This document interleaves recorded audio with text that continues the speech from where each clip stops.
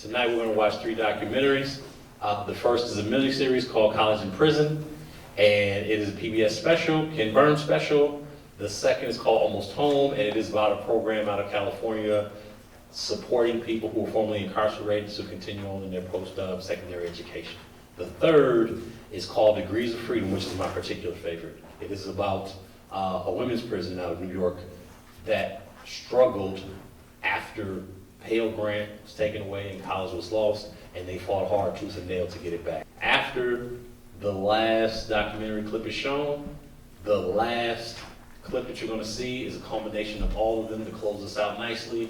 Then there's going to be a panel discussion up here on the stage. I run a college program in the women's prison, the only women's prison in the state, called Freedom Education Project, Puget Sound. I'm actually a co-founder of that program, so much like you have seen in these films, when Pell was not accessible and there were no college degrees to be had inside the prison, there were a group of us who came together and made it happen. So lots of politics and bureaucracy included in that, but where there is a will, there's definitely a way. So I totally relate to what was seen in these films. My program is really interesting. Many of the college programs across the nation are colleges reaching out, especially when Pell was reintroduced, but colleges reaching out and saying, hey, there's a prison in our community. We didn't even realize. Why aren't we teaching there? And at the time that we started our program, it was not that popular. And so we were constantly having to go to colleges and ask if there would be folks who were interested in coming in and teaching. So when we did finally get some traction in that, I would say there was like a cosmo of things that erupted from that. Mainly that there was this recognition and realization that there are brilliant minds that are incarcerated. There are people who are not just capable of learning, but want to learn, are enraptured students, and many of the professors who came to teach for us really found that and found purpose or repurpose in their lives and in their life's work. So long story short, because you'll probably hear more of this. So my program is, what's really cool about this is that we're one of the first programs to actually be hiring people who are alums of the program, bringing them back into the prison. This is not without a lot of struggle. So I'm one of the first people to get to go back into the prison where I served 17 years. And run this college program, but it was through the tenacity of the people who came before me and the founders who were willing to step back and say that the leadership should sit with the people who are impacted by this. It should not stay in the hands of the people who are willing to actually open the door in the first place. I think that in itself is one of the things that we all learn, humility, through this work. And so I hope to also be able to pass that on to the next people who come after me. But yeah, I'm Thank you for that. Good evening, everyone. My name is Talib Chadiez, justice impacted person. I grew up in the carceral space. I went in there when I was 15 years old. Didn't see the world again into 2021 COVID, and I was 40. I'm a McNeely Prison Education Consortium Fellow. I'm really humbled and honored to be in that space. I'm also a power organizer in New York City. I meet with people every day who live in the margins, and I often ask them, what's important to you and who are you? Tell me your story. And I've learned in this short period of time of being free that we have commonalities. We have a lot more in common, and we are really more alike than unalike, as our ancestor Maya Angelou would have taught us long ago. This work is meaningful for me, and that there are still brothers and sisters that call me from behind the wall, that have what we call an L on the back of their sentence, which is a life sentence. And they say to me, I still have hope. And so it brings me to this work as well, and I feel many of you in this room right now may feel the same thing, is you're human. You've erred at some point in time in your life. There's maybe even something you did you never got caught for. And there's this darkness that's over you right now that says damn it, I hope they never find out, because I may have to go to prison. But even in that, you would say, I hope to be forgiven. Like, I want to be in a position where I forgive and I'm also forgiven. So this work is very meaningful. And I'll close out by saying that, and those of y'all that were around for the simulation of solitary confinement, the most salient thing that was there was not the prison cell.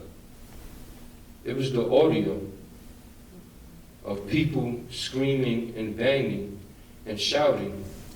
And I was one of those kids.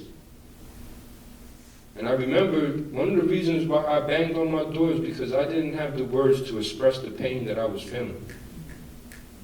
And then I was given a college education, and I started to have the words to explain the pain that I was feeling. And then I found that the system could care less.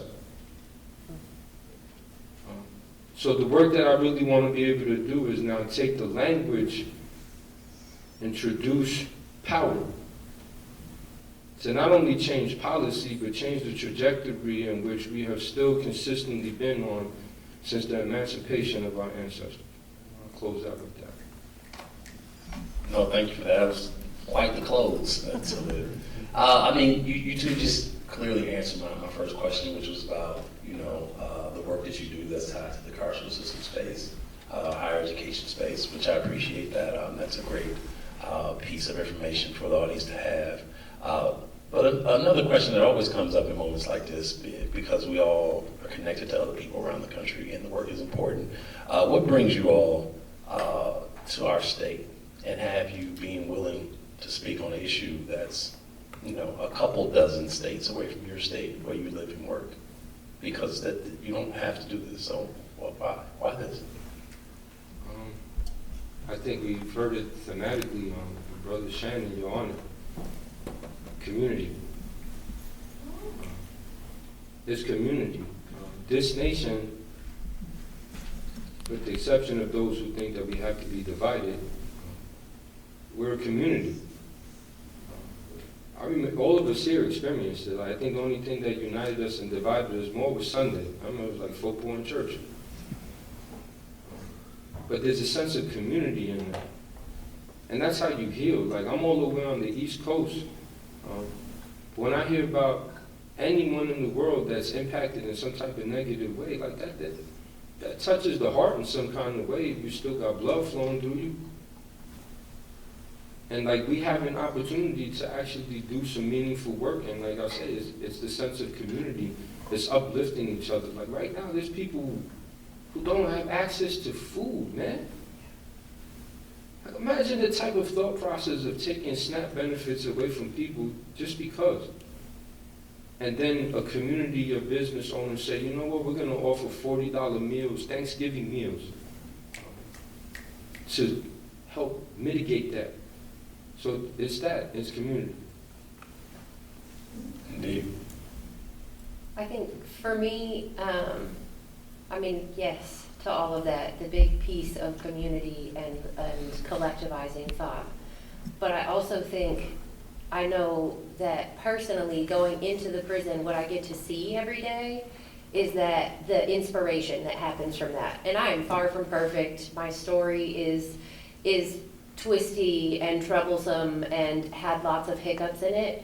And yet I get to go back in and sit with my peers and watch them in a classroom that I feel was created by thinkers who came before them and continues to be created by them.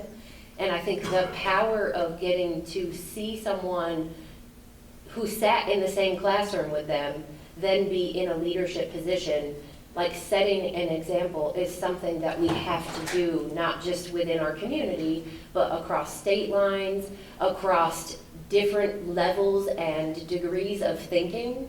And I think, the closer that we are to the problem, once we have been given opportunity and access to education, then we have this language and we can start to dissect and give a different position. And that opens minds for people who are not impacted. That opens minds for people who have the privilege of stepping far enough away from the problem to not actually feel like they have to take action. But when you can look at me and feel like, oh, I would be good with her teaching in my classroom, or I would be good with her being my neighbor, that changes minds for people who maybe don't feel safe with this idea, right? But I think the thing that we really hope to do, the thing that I really hope to do, is to take that idea that education will somehow, or educational empowerment will somehow create a bigger threat and help people understand that the more educated we are, the more healthy we are as a community, the more healthy we are as a society, the more we think about one another and understand our connectedness. And again, that happens across state lines, right? If you don't have another state or another program doing something that you've never done before, you don't have someone to emulate. And so when you can look and see, oh, that was successful over here, it becomes less scary. So I think that that is a really big thing that will take me around the nation to talk about this, even if that means being vulnerable enough to not be living stealth, right? To actually have to out myself and say, yes, I was incarcerated. Yes, that's a piece of my story. And it's far enough behind me that I don't actually have to do that anymore. And yet I choose to because this matters. No, I appreciate that. You certainly are giving us some things that, to highlight that are landing with the audience, because I see a lot of headlines, I see a lot of people, roll with that, which is like you said, to the best community. I guess my question would be, from the documentaries that we just displayed, if anything stood out for you that resonated with you in a particular way that you'd like to point out for the audience, highlight for the audience, perhaps, give them something to think about, to walk away with. Yeah, the Learning Center and the Sisters. It's very similar to the Learning Center we had in New Jersey. So it's East Jersey Prison, formerly known as Rawway. Then I myself was in Southwood State Prison. There was an immediate culture shift in which traditionally we would be in a prison yard working out, talking sports, whatever, maybe even prison politics. And then all of a sudden we were engaging Plato's Apology. Right? It was the first time I came across the term gadfly, and I'm like, what the hell is a gadfly, right? Let me go to this old school Webster's dictionary and see what's a gadfly. I'm like, holy smokes, that's what this nation needs. This irritant that reminds people that democracy is tension. It has to be a constant tension of having a conversation and the agora of ideas, the marketplace of ideas, right? So we went from arguing about the Knicks, I'm a Knicks fan, and it was a very miserable state of existence for about 20 years, right? Until like yesterday in Jalen Brunson. I know this Giannis territory. Yeah, but I love him too. So Okay, here we go. Carry on. see how it happened? Like, it was just, it be out in the yard just going for like hours, like, you're crazy, the Greek freak is a beast. But when you started to discuss the ideas, though, of how it is to reclaim redemption, also redemption had a framework, and that framework was, what am I going to do with the knowledge I have to take it back to my community? What about the little bro, the little homies who don't have no direction right now? The credible messaging isn't in so much that I once committed harm, it's in I chose to no longer do it. And here's the why. Here's the language of the pain that you feel. I understand you, I see you, right? So for me, when I saw the sisters go into that storage space and it became a learning center, that's where the marketplace of ideas begins. And then you take it out into the community, and then look where we are now. We're a product of that. Indeed. No, I appreciate that. Listen. I think one of the things that I thought, I clinged on to that same thing, like when they said the culture shifted, I think that was something we experienced as well. Our program was not born of, oh my gosh, we really want to get a college degree. We weren't even thinking about that at the time.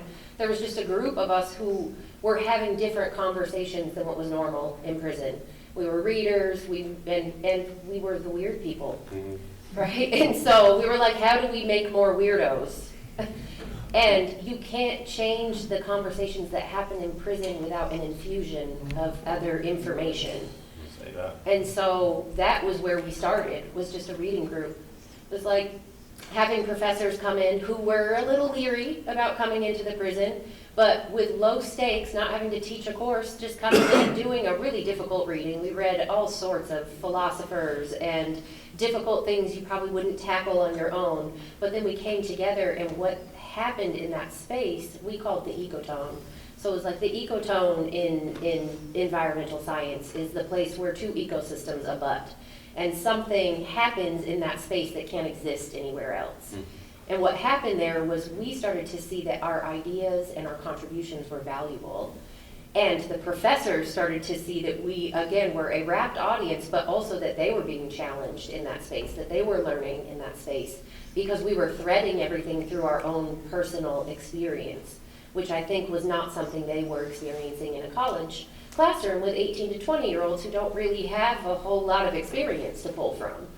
And so when you had students who had a lot of adversity, who had a lot of things to analyze, but not the words to analyze, and then you gave them the language, it became a really rich environment that couldn't have existed anywhere else. And so that culture shift was happening as that ecotone would expand. As people changed, they came into the classroom and they got to be not incarcerated. They got to be a student. They also got to be a teacher. They also got to be a learner, and they were always, always becoming. And so I think getting to be in that space, what happened is then as people changed, they started to leave that classroom and the ecotone expanded. So that they were talking to their roommates. They were talking to the CEOs. They wanted to debate things. They became interested in politics, right? All of a sudden, you understood where you were in the mechanics of things. And so I think that was that same kind of culture shift of then people became hungry for it. So they were like, well, wait, what's happening in that room? We want to come there. We got backpacks. I can't even tell you, because the whole idea of having just a thing that nobody else has.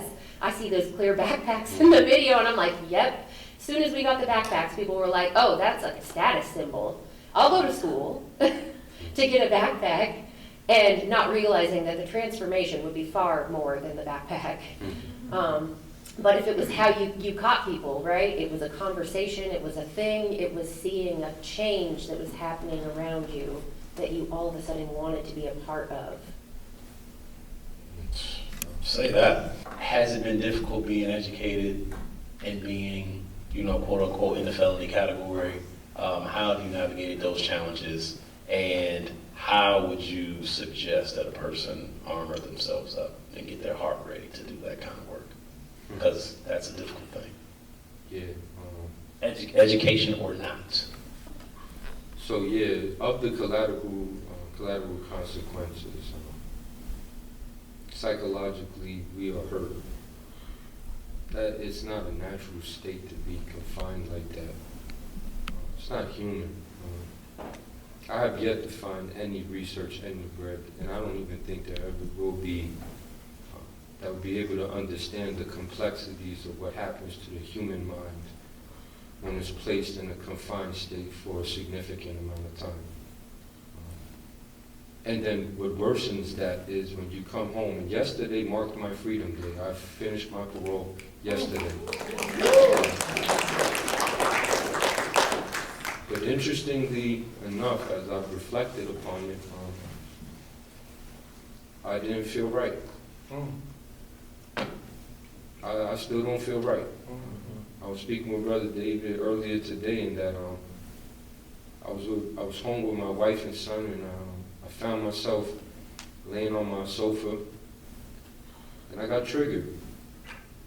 It brought me back to my prison cell because I was laying in a type of position that I had become very accustomed to over decades of being in a cot that was relatively small, similar to the one you saw in that solitary confinement simulation. And I would cross my leg, my right leg over my left, and put my arm under my pillow to add a little more lump to the skinny pillows that we would get at the DOC. And I would watch the news or something. And this one particular day, I'm laying on my couch. I got triggered, and I got profoundly sad. And my wife noticed that. And even as I think about it now, I'm feeling it again. And that I don't know if I'm free. Because there's somebody that I love right now that's not. And he's a good person. But the world doesn't know that. And the thousands of women and men who died during COVID, and we don't know their story. They died behind the wall, man. As the world locked down, those men and women were locked in their cells with no PPE, no testing. There's no research on that right now. Some of them were just reduced to ash and just scattered somewhere because no one cared about them. So this work is not easy. And I'm going to be brutally honest with you. Every single person in this room, introspect yourself. Are you perfect? There's no research for that. Not yet. Yet.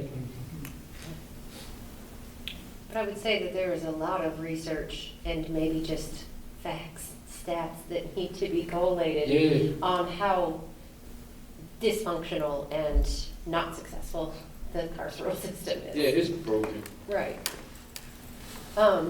I always go back to, I think it's a DJ who wrote the problem of the single story or the single narrative. But that idea that one story, your spectacle, will define you forever.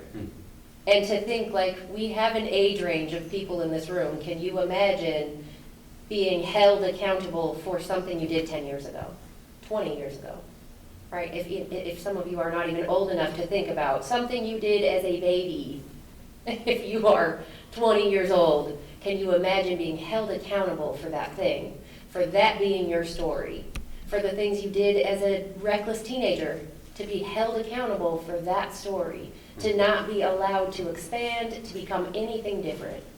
That's crazy.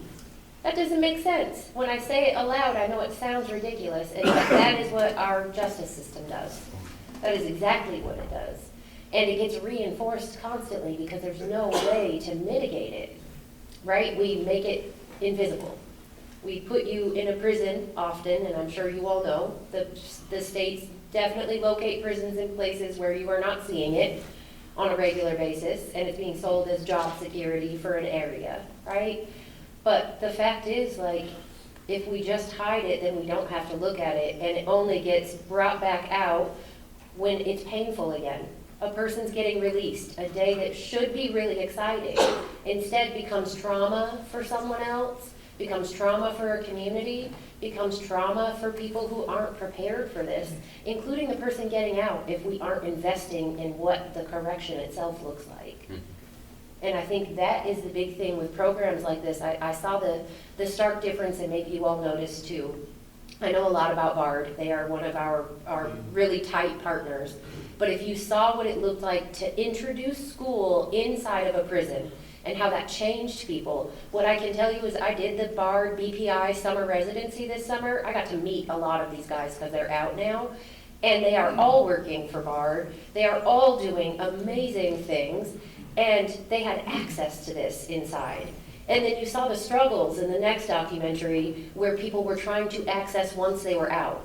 And they had all of these barriers. They had all of these things. They hadn't been given access to something that could have changed their idea and concept of self, so that they could get out and already feel the confidence of knowing that they had at least gotten the social capital that would open a door for them, so that they were not enraptured in their own single story. So they had a chance to think beyond that. And then you have people, again, who, and that is not to say we shouldn't also be grabbing people as they get out and saying, let's normalize going to school, right? I think that that is another barrier, creating campuses that are inviting for people to get out of prison and return to a college campus or attend a college campus in the first place. But there's all these mechanisms, again, that make sure that people continue to feel marginalized. And so it's like, how do we hack that, right? How do we get into the system and do it when it has a lot of impact, and then make sure that it wraps around, so that we also have help once you're out, so that it's not, we as a program have been functioning, we were founded in 2012, so one of the older programs in the nation. And one of the things we're coming up against now is we have Pell is one of our legacies, right? We fought to have Pell reinstated. We don't even accept Pell. Our program doesn't because it was too risky. So being dependent on a government to continue to buy into this idea, we saw this happen so long that we were like, you know what, we have to keep funding this ourselves. Because we don't want to risk it being taken away, because as you saw, what happens when it gets taken away is almost more destructive. And so how do we, as a community, buy into this so that we won't allow that to happen? Right? Understand that your tax dollars are already paying for people to be incarcerated. It is an astronomical amount, and it doesn't care if they're school or not school. So you should care because you're paying for it. And whatever program you support going there, it's still gonna cost the same. But your return on your investment is gonna be different. If you say, I want to see people go to school, I want that to be a normalized part of corrections, that people actually have this transformative level of education, you should be investing in that. Because that is the thing that will change people and create more opportunities, and then make it less likely that you will have to pay for that person to go to jail or prison again. Well said. Well said, indeed. No, I certainly appreciate you all's comments and, effort to get here and share that story with us and help us to build other stories as well, because that's what it comes down to, right? Wisconsin and Milwaukee is tired of hearing my story, tired of hearing Shannon's story. They want to hear more stories, but they also want to build more people, which I can appreciate. We're at a point now where we can go into the Q&A part of this fine event. There's a second microphone that will be on that side, so feel free to raise your hand wherever you are. We'll be able to get to you. We wanted to certainly give the panel an opportunity to speak to their experiences, but also how they've turned that lived experience into professionalism, and that professionalism pours out into their community because there's a ripple effect. I talk often about a ship and its slow ripple versus a speedboat and its fast ripple. That ripple that ripples out, you watch it on a map and it goes for miles. That represents the effects and the consequences of people's choices, good and bad. When poor choices happen, neighborhoods fall apart. When good choices happen, these are the kind of stories that you hear, and people are hit by those waves. And it becomes infectious because, like you said, on the yard, you start talking about watching C-SPAN, and the speaker from Racine is acknowledged for 3 minutes. And we're laughing about it. Staff is like, what the hell are they talking about? And to my man Williams' point from yesterday, they tend to talk to you sometimes, who do you think you are in this scenario? You're being punished and you're supposed to be. You pour into yourself and explain that. It's not something that we want, and that's a culture shift for that to change. So I appreciate that being lifted up by both of you. We're going to come out to the audience, give the audience a chance to speak for a few minutes. We got a question. We'll take comments as well, because we've heard some pretty interesting stories just now. So any questions, comments? I see a hand all the way over there. Okay. I'll take this one and then County, then you're up. Thanks for the amazing comments. I'm wondering, we're in this weird point in higher education where enrollments are declining, budgets are tightening, the federal government is retracting support, grant funding, all of it.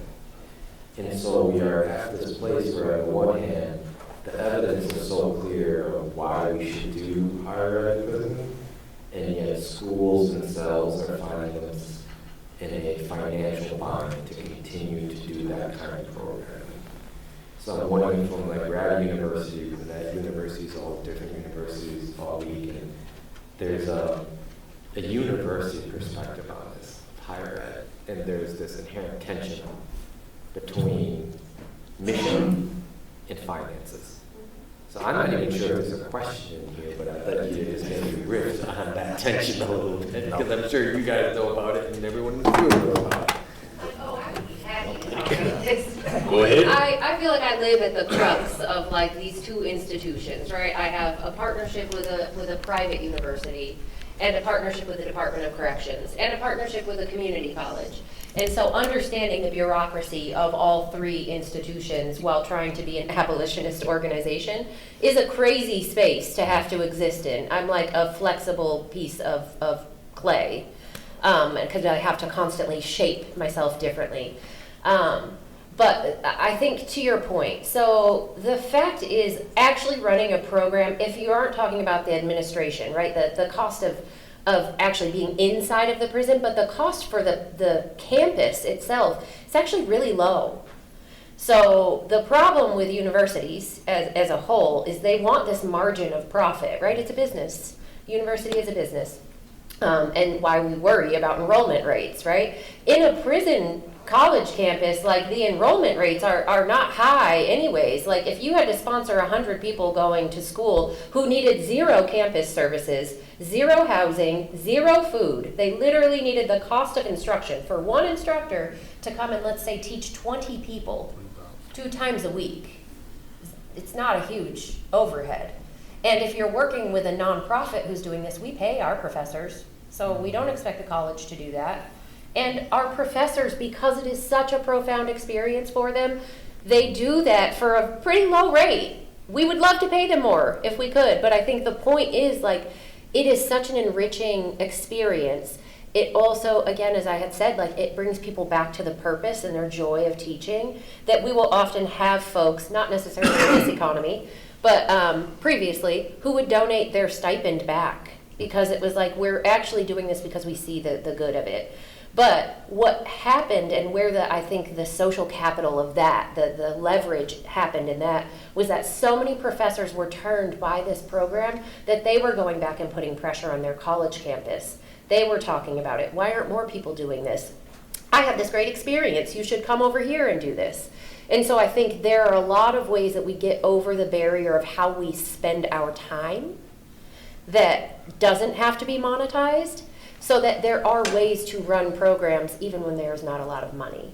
So, and running it through the university, again, I have run through two separate grants, 2 very large Mellon grants to pilot a BA program and now to run a larger program that encompasses a BA and an AA.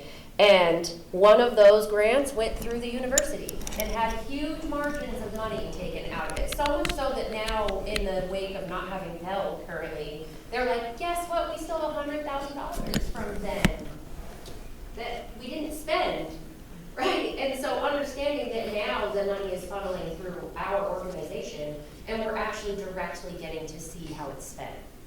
And so those margins, they're not necessary for us, right? We aren't looking to get a 60% in revenue rate from all of the student tuition coming in, because we're not supporting a whole bunch of services. We are literally direct service to service with students. So I would say, like, understanding some of the mechanisms and then being able to say, well, like, how do we sell this to universities in a way that makes them buy in?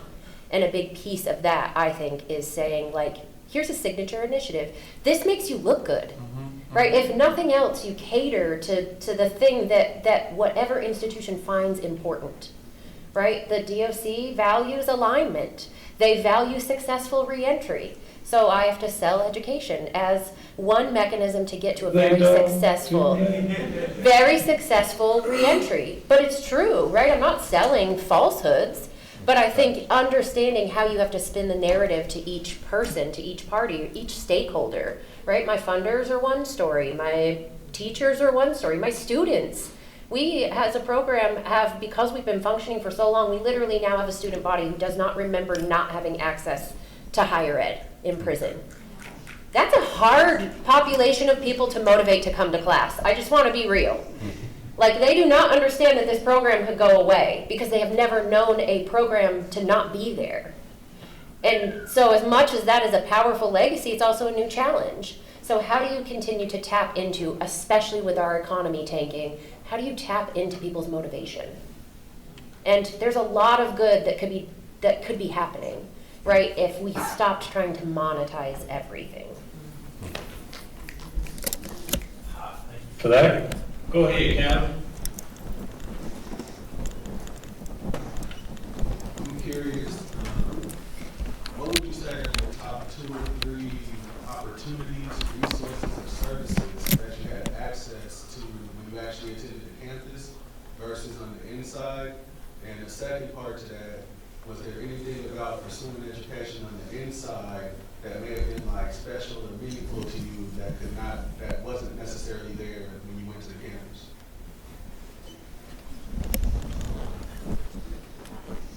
Something that was there on the inside that I didn't find outside. This realization that living in the shadows, right? So beyond the wall, there was that sense of everybody knew we was there. There was growth. There was, I said earlier, there was community. But when I found myself in society on campus, I always felt like somebody knew.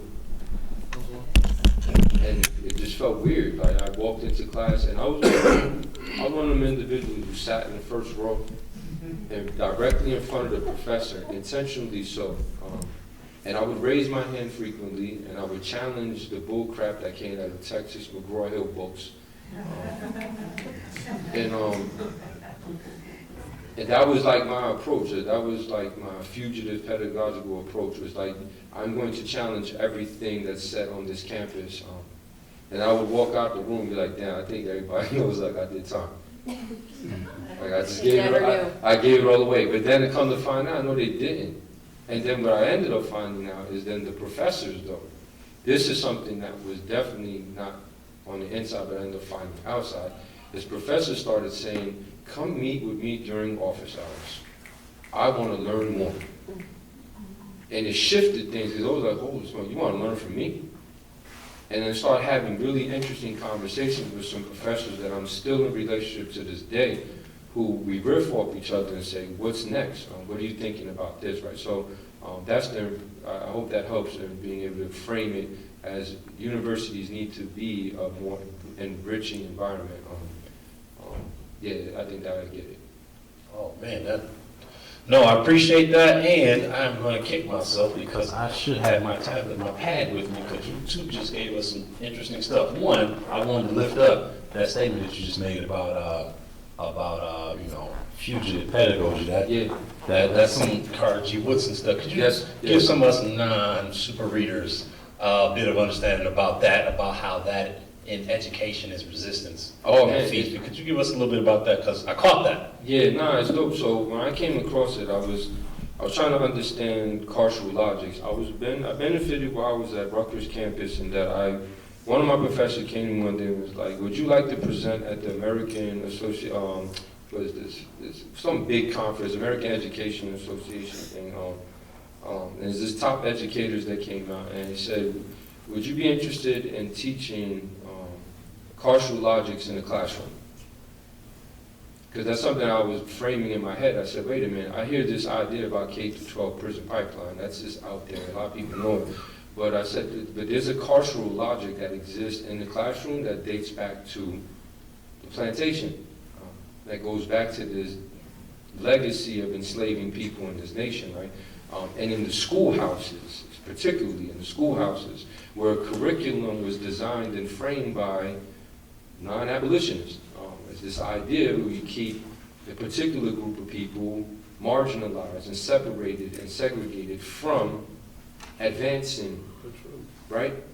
And there were some really interesting educators who would have the lesson plan of those so-called plantation thinkers on the desk, but they would have the fugitive pedagogy on their lap. So it was this framework of like the Trojan horse effect in which you are in this system, but you're changing it from within. And so it just went off for me. It was like, well, we now have formerly incarcerated people who are scholars. Like, let's be clear. One of the things, go look at the GPAs. It's there. Excel. Look at those brothers memorizing Moby Dick's opening passages. And then compare that to an undergraduate who is referring everything through ChatGPT. You have to do that. No, it has to happen, right? That's the type of critical thinking that a fugitive pedagogy approaches, in that it's strategy.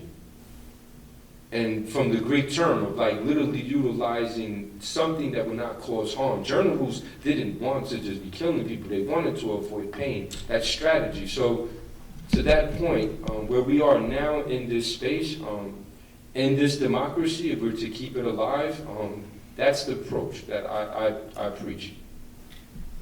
Now I don't feel like as hesitant to throw it out back. I'd like to think that I have an abolitionist approach towards like these conversations and ideas. Dream of MSDF and like GBIC, RIAF all being shuttered, not having any Those are populations prisons to in work with. Wisconsin.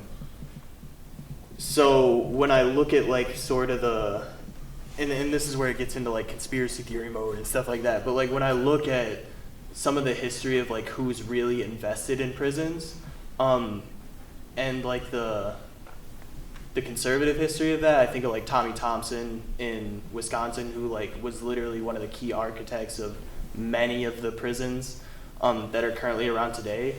They like quote unquote turned a new leaf, and their way of doing that is by investing in prison education. So one of my worries as an organizer that's trying to keep people outside, keep people integrated in the community and at regular schools and things like that, is that kind of like what they're doing with like Cop City and stuff like that, is that these really conservative investors will invest in prison education as a way of keeping people outside of traditional education venues. Like they'll say, it's okay that we send these people to prison. It's okay that we keep these minorities locked up because we're giving them an education. We're giving them a job. We're blah, blah, like. And I've seen that precedent play out in some really scary ways, I think. So I guess, how do you, people that have been impacted by the prison system but have also benefited from the education system within the prison system, how do you, I guess, gauge your expectations for what this system is giving you, knowing that there are inevitably some compromises that are going to come from hosting education within prison systems, like you already mentioned, through bureaucracy and like all of the things? I know, I agree. Like, you got to the complexity of this, right? Sorry. So, the thing that I get all the time is that how can you be abolitionist when you are supporting and running a program in a prison? Because that you have stark abolitionists who are like, we support nothing that goes into You did ask prison. that, didn't you? Yeah, and I think that's part of it though, right? Like it's hard to think about how we fund something, which is often, let's be real, anybody who has enough money to give to support either the endowment for a college or a foundation that needs to give away 5% of its wealth or whatever that looks like, right? There's always going to be corruption where there's money. And so it is what I always say, I have to be diplomatic on the surface, right? I have to navigate the bureaucracy and play the game and smile and be the poster child of successful corrections so that I can continue to run a program that's very subversive in the classroom. And what I can also tell you about people with money is that they tend to not care once it's out of their hands what's actually going on with it. So there's very little, not to say little check and balance, right? We have to keep heavy accounts of everything.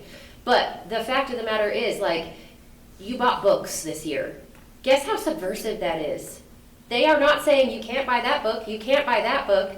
Like, if we are actually forming the education that our students are getting, that is subversive in and of itself.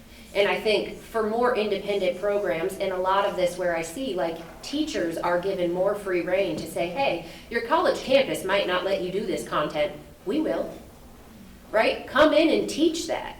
We love that. We have, like, right now, one of our professors is doing a, like, writing for activism, right? But we called it something else, so that the prison, it's like, oh, that's just Soc 271, right? And so what does that look like? Again, navigating a system where you can continue, do not give up the heart of your mission, I think is the biggest piece of advice I could always give. Is that if you start to stray from it, it means you're getting closer to the money and further from your mission. But if you are willing to, we'll call it exploit, someone who has a lot of money and say, I'll spend that for you in the ways that I really see fit, and I say I, as in community, really sees fit, the people closest to the problem, then that is where we're actually infusing power into our community. So we as a program, just as one example, we have a ton of student leadership. We have an advisory council, we have alumni leadership, and I am the executive director, but I literally go and run all of the decisions that are major decisions by my people, because I want to know. I don't live there anymore. So I can't attest to what's needed now, right? The program was born from what I experienced at a time. And it was responsive to what we were experiencing over a decade. And then now there's new problems, right? This is a post-pandemic, a new age of corrections. I live in a state that's trying to do humane corrections by trying to model after Norway. And like having to, again, negotiate what that looks like and letting the students guide that, right? Because if we, again, get further away from the people who know the problem the best, then we are leaning into the money and not into a solution. Well said. All right, got two, I believe, comments from people here in the audience. We're gonna take that, and then I'm gonna comment, because I'm gonna be, participant in this moment and speak to some of that as well. First, I want to say, you are the future. We are here for you. And the fact that you were both willing and put that together really quickly tells me our future will be okay. Right? No, I'm not joking. Seriously. Right? And what I wanted to say is you're absolutely right that prison education was not set up to be a tool for abolition. Right? But, to my lovely colleague's point, it is the professor's mind who is carrying education in from a perspective of allowing buy-in from students to build out what they will learn that is a tool for abolition, right? And I said to say this now, so advocates, people like us who went in, took education, that led to us entering into places of policy on the Hill in DC with federal legislators, really nasty grounds, a bloodbath, right? But we're able to get successfully passed in the negotiation that an education on the inside, the credits earned must transfer to a college on the outside, right? Of same stature. So I'll say if you're here now, those same folks who were wanting to be kept docile were given positions to then get to the table and negotiate the rules of engagement that they now can be here with you, right? So just as much as I would ask, you being here on a traditional campus, is that an abolitionist tool? Right? Itself. Of course not. But how you frame what you're hearing and said who you are and what you would hope for, that hope that we get, it resonates and it manifests. And I would say, as much as the precious metals in our phones are causing war in certain parts of the country, that is going nowhere. If you go and buy an iPhone, like depending on some abolitionist theory, you are not an abolitionist, right? So it depends on where on the continuum of abolition we see ourselves. And for the folks who say blow it all up, no one's perfect, right? If we put a magnifying glass on that life and how it is lived, we will find a contradiction, right? Because it is built so deeply and ingrained into the system. And it is, and young folks like yourself, we see abolition. We may not see it. Yeah. You'll get a lot closer. And the young people you create from having conversation to get them to want to think, not what to think, but how to think, right? I promise you, what you just did, I was sitting here like, with everything that's going on in the world, I was sitting here like, man, they are killing it. And then you said that, and I said, but we need you. Yes. Right? We're just part of the pay. You're the key running the ladder. And I would love to follow up with you after this, because I'm telling you, you're not alone. We've traveled all over this country. And in every room we had one in Maryland come, a young lady wrapped in chains, right? And she's like, I'm an abolitionist, right? I hate this shit, right? And we're on a stage in suits like, man, we want education, right? And so the professors were like, how can you all work with her? And we were like, perfect, because they didn't care once the connection was made, what was actually being talked about. And then that is the antithesis to this whole system, is in that personalized conversation and strategy that gets written off the grid. And no one's in threats way from us because we actually think that we all could come up with a place to live in. We actually think that. We don't think we should all die, right? So are we the problem or is that thought the problem? No, thank you for that commentary. You also took a place I want to cover. That's all right, I'm going somewhere else with it. Just ask my man right here, you plugging in with it, no doubt. I appreciate you lifting him up, man, because that was a great question. So I feel bad. I'm almost like feel like we're living at this point. I was gonna ask a very similar question to your question, but maybe I'll frame it in a slightly different way. There's traditionally, first of all, both of you are such powerful speakers, so thank you. I want to start with that. Your experiences are incredibly moving. And some people here know, I come to this conversation from 14 years of incarceration, starting when I was a teenager. And about half of that was in solitary, and on 3 separate occasions, the Commonwealth of Virginia tried to never let me out after I reached my release date. So I understand how these systems work. I'm on the policy side, and there's a traditional tension between making a better prison and trying to shut them down. And oh my God, I would love if we were investing in education on the front end for all of these, especially poor Black and brown kids who are ending up in these carceral spaces to begin with. Instead of making better carceral spaces. Because you know what? I know all of these people who work in these systems who then use it's helping these poor Black people who can't help themselves. Right? Why don't we scoop up this 16-year-old kid, lock him away for 15 years, and that'll give him just enough time to get a degree. And tell him it's for his own good. Exactly, it's for his own good. So, the question I want you to consider, tell me if you're wrong about all of this, and the work that you're doing is making a better system or perpetuating the system, how is it wrong, and how do we get to that space where we're not destroying lives and entire communities this way? Quite the question. So 2 things. One, my friend Galen, who's in town, I'm putting him out there because he's awesome. One of the sharpest policy cats in the country. So I appreciate him being here in Wisconsin to help us do some strategy. One, what he just spoke about is a particular concept they talk about in these spaces called incapacitation. And that incapacitation was a particular focus in age ranges about exactly what he said, which was about 15 to 30 months. They said if we incapacitate 30, 35, if we incapacitate these group of people who are already dangerous, it'll be for their own good, we'll build a space that'll be exactly what he talked about. We'll do better, they'll be better, society will benefit. But what ended up happening was that not only were they catching people and keeping them longer outside of that span of time, but they found a way to create a system that was keeping people indefinitely. But it had economics tied to it, so not only did it stop, but it expanded. And that is one of the things that I learned after being deep in the annals of all this. It took me years to learn that that was a thing that was playing out in real time, but was not being discussed and was not being talked about.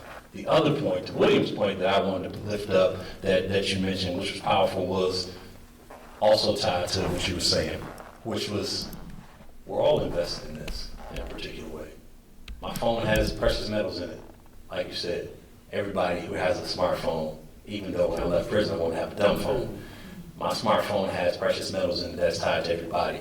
But to bring that closer to home, and I'll talk about it often, I worked at a place which was the most stereotypical place to work in prison.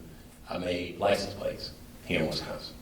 I was in state prison for almost 2 decades, and I made license plates. But what I learned while making license plates here in Wisconsin is that our system is called BSI, or Badger State Industries, and it's a part of a bigger system called Badger State Enterprises.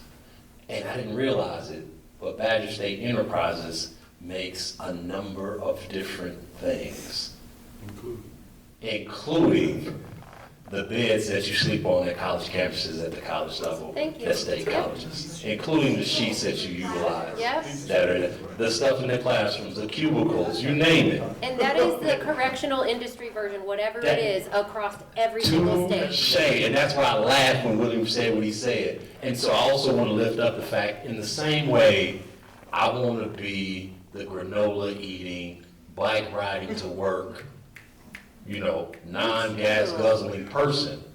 But I can't get away from the fact that the plastic container that my lunch is made in is petroleum based. You know what I mean? I power my house and make sure my little ones are warm with natural gas. And all that's fossil fuel stuff. And so we're all tied to this. But what I got out of both of those comments and you all's comments as well was you can make a different choice. And you can make a better choice. And you can be cognizant and conscious about that. And we can be intentional about the fact that we're not trying to build a better mousetrap. We're not trying to give people golden handcuffs. What we're trying to do is tease people out of this system so that this system no longer has to exist. Because a question came up today at the solitary confinement cell, and they asked me from a professional perspective, was our organization tied with the solitary confinement cell in being abolitionist and doing abolitionist work? And were we saying, as a whole, do these types of cells and facilities need to all be dismantled? And what I said is we want to create a society where these things are no longer necessary. And that shift took that student in a whole nother direction. And we talked for about 5 minutes after that. But it came down to the point where these are the kinds of conversations we want to have. And one of the things I wanted to make sure, because we're almost out of time, I wanted to leave you all with, when it comes to the Reels and Reflections documentaries, it's not a question of should we be educating people in this scenario? Should we not, or should we be investing in people so they can come back better? And get quote unquote free college. The question we should be asking ourselves is why aren't we as everyday taxpaying citizens able to get that same kind of option? Why is it that college isn't affordable to everybody when once upon a time it was? It was free or almost free. The fact that it exists in prison in the way that we saw up until 1995 was the fact that it was a holdover from the era when it was free or almost free to everybody. It just got forgotten about when it was in the space of the carceral system, and very much in line with rehabilitation and recovery. And so we missed that. I, as an ex-knucklehead turned professional, tried to get into education while in prison. Couldn't do it because I didn't fit the very narrow scope of being in the deserving category. I wasn't 18 or 24 years of age when they offered the College of the Air program in Wisconsin. So I fought to try to get myself into it and couldn't get there. So what I did instead was I fought for other young cats to get into it. And what I saw was, like you said, they didn't want to do it, and they also didn't want to be a part of something that I myself wasn't a part of. I told them I wasn't legally able. I tried. But I want you to be a part of this because I see why it is and how this is powerful and important. And so I found myself in the cognitive space, learned all I could, started teaching that while in prison. But what it comes down to is creating spaces like this, having conversations like this, inviting people to continue to have hard conversations like this, is how we get to making commitments to ourselves and to our community that says, you know what, we all are tied to this. You know what, I filled up my gas tank with BS in order to get home, and we'll do it again. But I'm going to do better about what it means to preserve this place for us in the future. I'm going to do better in the choices that I make as an ex-knucklehead. I know that that's an example. I also am going to keep reaching for others to be able to do the same while they're doing the time in real time, because that is a concentrated opportunity. And in my view, it's one of the reasons why college has been denied to so many people there, because when you're there, you have this concentrated focus. It's why we take to it so well. It's why we get it quicker than a whole lot of people. It's the reason why we come out and run fast, because when you study at that level in that way, it changes you, and that is scary to the people that work there. Yeah. I do want to say, just to answer, because that is so powerful, like to think through all of the processes that even if you watch someone else get empowered and understand the power of something. But I want to address what you said. I think, are we doing the wrong thing, right? By making prison more effective, but through our own lens, right? Thinking is education as a way. And I would say, I don't think that there's any way that can be wrong. I think that what we are doing is that we have to get to a point where we achieve critical mass, right? You have to have enough people who have been educated and understand, like, and it's not gonna be everybody that ends up incarcerated, right? But enough people who understand that that was such a transformative experience that we slowly take the idea of corrections away from people who used it as this method, and correcting or holding a community accountable becomes a mutual aid effort. Right, we get to a point where we are defining something and we'll call it prison for now because that's the placeholder, but we call it something that it will eventually be this idea of like, how do I as a community member hold you accountable for some harm that you have done? Because initially that was the idea, right? It's like in corrections, it was not I make you invisible, I send you away. It was I cut off your hand because you stole, right? And so if we think about this like direct relationship, if we educate enough people to not just think like, oh, we're doing, prison reform, right? Working in the same model, but we have enough people questioning the authority of that model and starting to think about, we still need something to hold people accountable. And I think that like, I would say, I'm an abolitionist, but I also think about community health, right? And I don't think that it lives in corrections, but I do think that it lives in personal accountability to one another. And that finding some sort of mechanism to get there takes educated minds. So, and it might not be through formal education, right? But it takes minds questioning the status quo. And so enough of those minds where we get to critical mass, then we actually get to start having a conversation that does not have to be threaded through sci-fi or dystopian stories, right? To try to reimagine something new because we can't think about it in a system that we're so entrenched in. As a Star Wars nerd, I'm taking that stuff. Let me just acknowledge that. Round of applause for our panel. Appreciate your time and effort. We are certainly going to invite you to stay and keep talking if you have the time to do so. We are at the 8 o'clock hour. Yes, there's a question. Excellent, excellent. We are at the 8 o'clock hour, though, in respect for those who have a tight scheduled time. You are able and welcome to stay if you like, but if you got to leave, we're not upset about that. You sure can. Go ahead, Professor. Sure. So thank you for all for coming, and to our panelists in the community for organizing and facilitating this event. I know that some of you still have comments or questions that you want to express, and that we ran out of time. We do have 2 individuals in the back who are going to be passing out QR codes for, it's called SpeakPipe. You can upload 10 minutes of dialogue to this, and it kind of can give you a place to dump your thoughts, your perceptions, any other information that you want to pass along, either to UWM or community partners. So we just wanted you to be aware of that space. So thank you all again, and we appreciate you. Indeed. All right. I have a question right here up front. No, I was going to say the same thing. Oh, okay. Gotcha. Redundancy, that's important. So what I would say to what's been said is, one, if anybody wanted to respond to that or had a question, feedback question for what's been said, which is powerful stuff, we'll take that. Oh, I see a question. All right, go ahead, Cal. I was just, this might not be as nuanced of a question, but I was curious how you've created a framework for both yourself and the people that you work with that promotes like this energy and passion and drive that so many students need under this society that has built so much shame and enforced so many obstacles on people like yourselves. Yeah, in Jersey, our organization is Returning Citizen Support Group, and we teach change the narrative or own it, but also meeting people where they are. So in my work as an organizer, no exaggeration, I meet with 25 or more new people every week on the ground. And I sit down across, often coffee, whatever, water. Definitely don't want to eat because that disrupts the flow.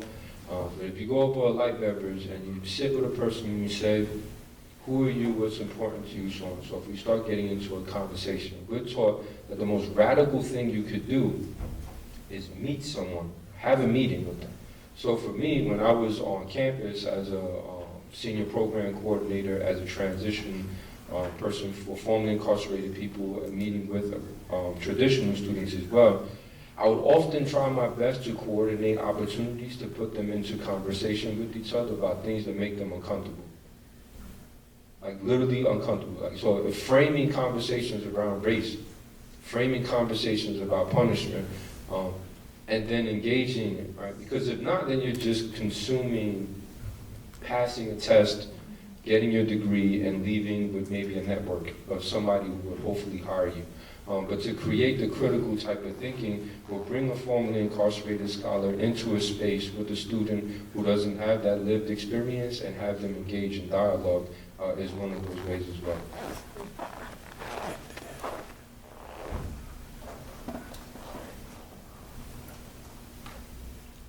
To the brother, I did want to come back to you. An abolitionist, somebody that's a revered hero of mine, is Frederick Douglass. If you look back at how he approached abolition, did he see it in his life? Right? But he was in the tradition of Anansi, the spider. He's a trickster. The trickster tale that could be found in the African diaspora. And not even, it's this concept of where you allow somebody to believe that you don't know what the hell you're talking about. And you convince them into believing that they're in a position of superiority, but the entire time, you know better. And so you advance these ideas. He was one of the most photographed people during his time. That was intentional. Right? It's this idea that I exist, therefore I am. He begins his narrative with, I was born, intentionally so. The people he was working with, who were predominantly white abolitionists, were trying to control his story. He said no. But he was operating within a framework that he knew he couldn't confront head on because they will unalive him. So it was a very nuanced approach to abolitionist work, and that you start to chip away at the layers and to the point where the system collapses upon itself. And he advanced it, so I'm really big. Go back and revisit or visit the work that just recently done on him with regards to Prophet of Freedom. It's a really compelling book, and that you'll even find that he changed his narrative several times throughout his lifetime. And so that's how the approach can be as someone who want to operate within the abolitionist framework, is that you may not see it during your lifetime, but the work you contribute towards getting it is just as meaningful. Wow, thank you for that. One more round of applause for our guests who came to speak to us. We're going to say that we appreciate you all coming out tonight, and we're going to close out on that note.